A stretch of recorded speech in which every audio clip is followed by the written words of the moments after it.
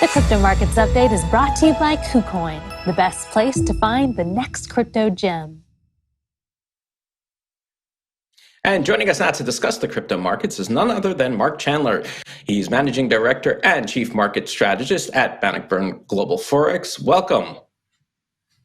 Good morning. Thank you. Thank you for being back with us. Marc, this has been quite an interesting ride we've got going on here.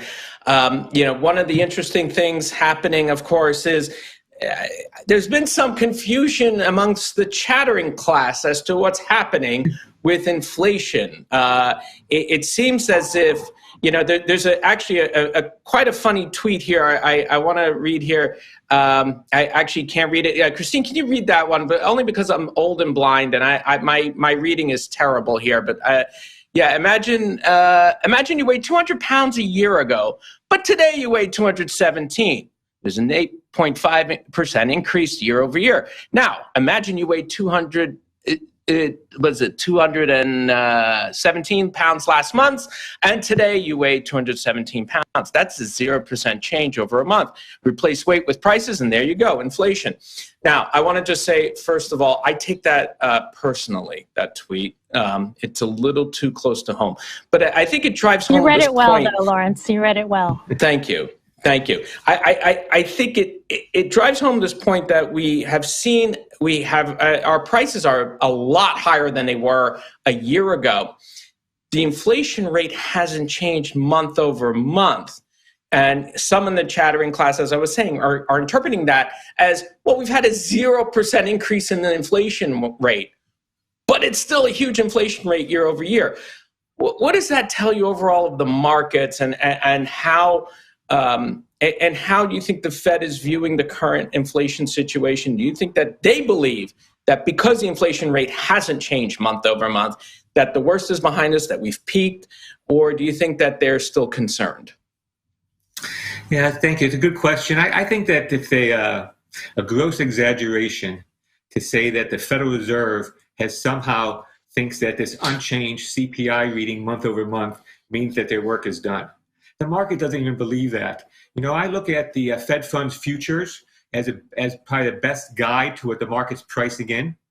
All the market did was say, after that CPI number, but I should say it's not just a CPI, but we also had a lower than expected PPI, producer prices, and just about an hour ago, we had softer than expected import and export prices.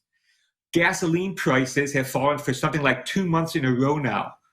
But I think that from the Federal Reserve's point of view and the market's point of view, that what the market has done is it says that the Federal Reserve is probably more likely to hike rates 50 basis points next month rather than 75. I think the market's going to come around and again price in the 75 basis point hike. But the point about inflation, I think, is this, that we have seen a big jump in prices. They are still elevated, but this idea that inflation is only going upwards and onwards and accelerating is a bit of an exaggeration as well.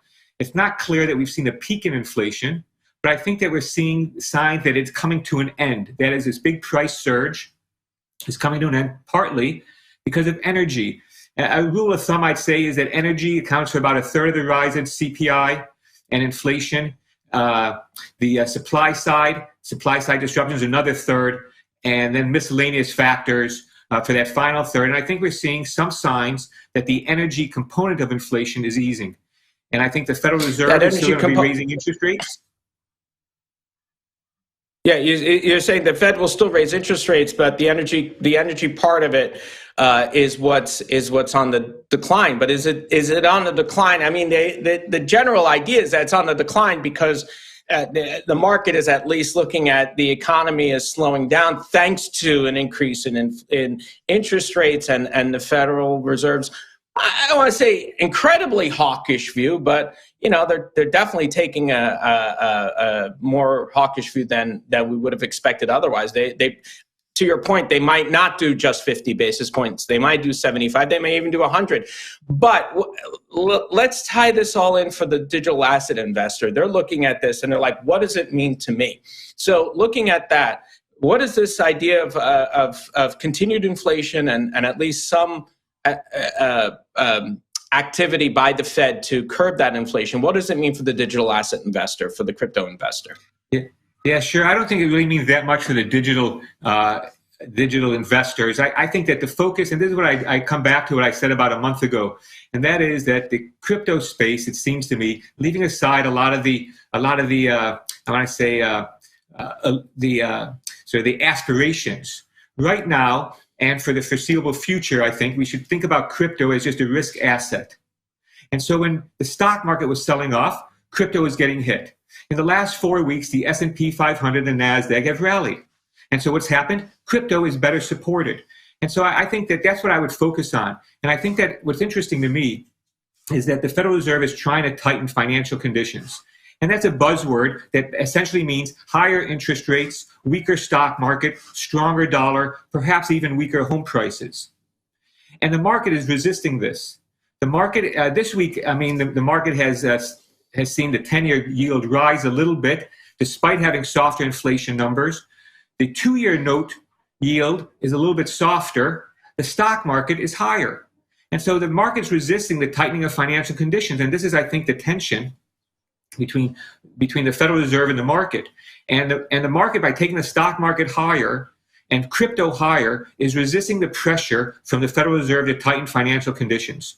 Who wins out? And that really becomes the wager in the markets right now. If you're long stocks, you're thinking the market's going to win out. And if you're beginning to lighten up after this nice rally, you think that maybe the Federal Reserve is going to push back against this easing of financial conditions. Right.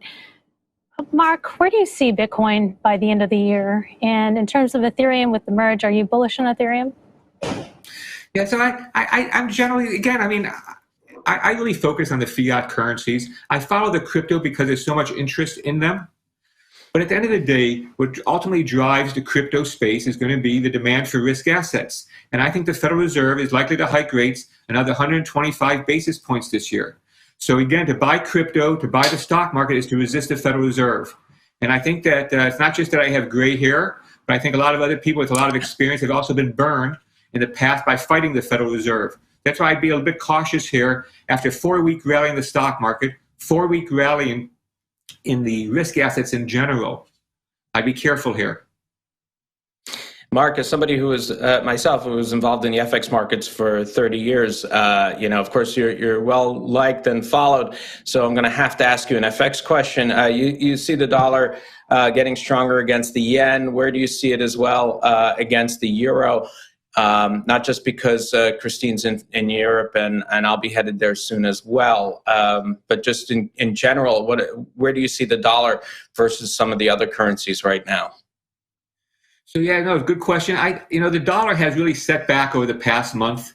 That is to say, the dollar has weakened over the past month, and I think that we should be looking for the dollar to bounce back. Beginning actually already, I think it's beginning. The downside momentum on the dollar sort of reached its peak on Wednesday with the CPI data, and I look for the dollar to climb back. Next week, we're going to get retail sales, industrial production, and both of those reports should be consistent with the U.S. economy expanding 2 to 2.5% here in Q3 after the past 2-quarter contractions.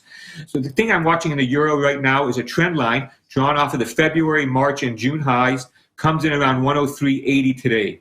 I think the only thing that gets me bullish is if we were to take out that trend line, and I don't think we will. Instead, I think we work our way lower and maybe test 102, maybe even a bit below there by the end of next week.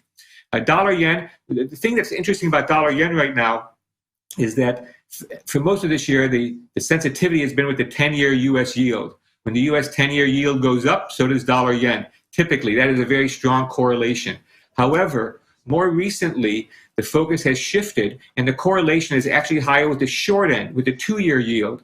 And that correlation between the U.S. 2-year yield and dollar yen is basically at 5-month highs right now. So for those who are trading the yen, I'd focus on the short end of the curve rather than the long end of the curve. And on the euro, I'd be focusing on that trend line. As long as we stay below that trend line, and again, that's a 6-month trend line, as long as we stay below it, I think I'd have to favor selling euros.